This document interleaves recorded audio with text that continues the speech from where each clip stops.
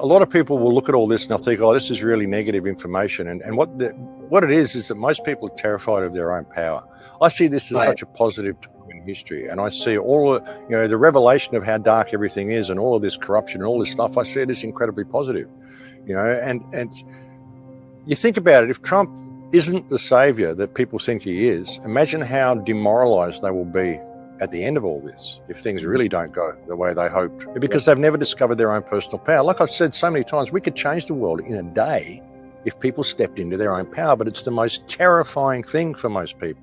And if you even suggest that actually they can save themselves, they can change the world themselves, you don't need this guy to do it, I'll tell you that you're being negative and you're all doom and gloom and all this sort of stuff.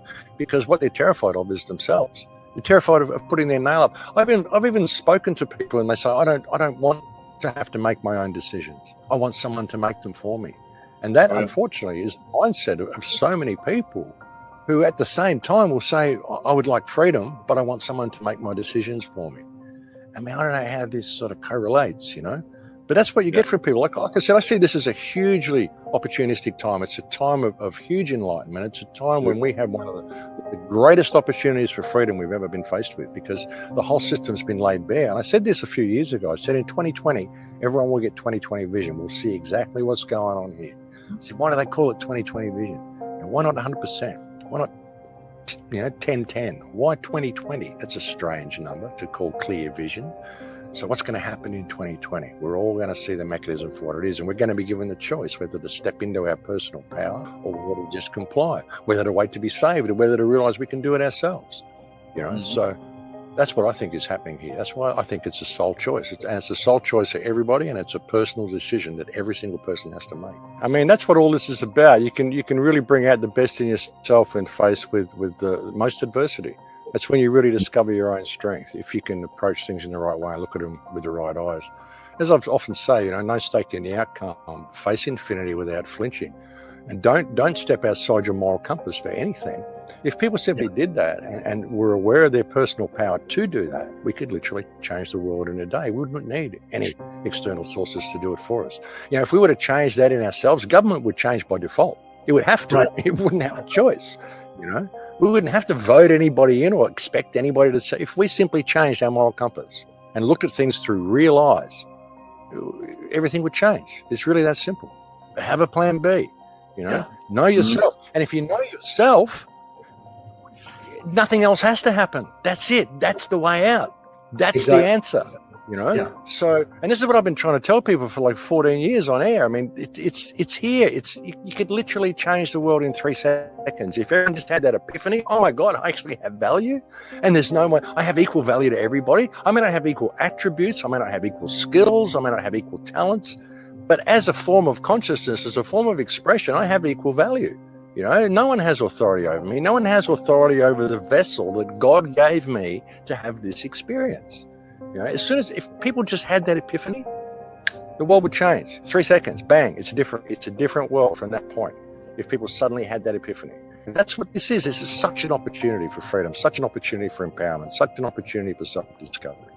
So this is why I've said the truth movement is such a loaded term, because everyone's arguing over who they are and who to point the finger at, when really it should be a freedom movement, because the truth is that no one knows the truth. That's the truth. I could speculate that it's this or it's that or it's whoever, but I'm only speculating. I can only ever prove it up to a certain point. Same with everything. We know they can pull us into simulations. We know these virtual worlds are possible. If they can do it, they will do it, which means they already have. So that's one way of thinking of it as well. So I often speculate that we're already trapped in some loop, in some mainframe loop, and they lead us further into the fractal every time they manage to do one of these soul harvests. Or either that, or we're just stuck in this virtual reality loop. Like this is like we're already in hell. It's beautiful. We've done wonderful things with it, but we're just stuck like we did something. And we get to this point and we've given the choice as to whether to face infinity without flinching, whether to move into fear through all of this stuff which is happening, which is what all of this is about. This whole reality is just a game. It's just a game. It's an exam. What comes after the game is the important part. What comes after this exam is the important part. All the answers are within you. You don't need to know all that stuff. If you really look within you, you already know. which is why you're looking down these rabbit holes, just for confirmation of what you already know, but you don't believe yourself. You need someone else to tell you, you know? I need outside confirmation for what I feel inside that I already know. Why do you need to get this confirmation from your peers so that you'll fit in with them, you know? No, that's not what it's about. It's about you. It's about your experience here and what you do with it. And are you prepared to have no stake in the outcome of this? Because this is just, you're only here for a breath. I realized then that reality is an emotional mirror, which is why they try to get you to fear the darkness and get you to fear all this stuff, where they keep you in fear all the time.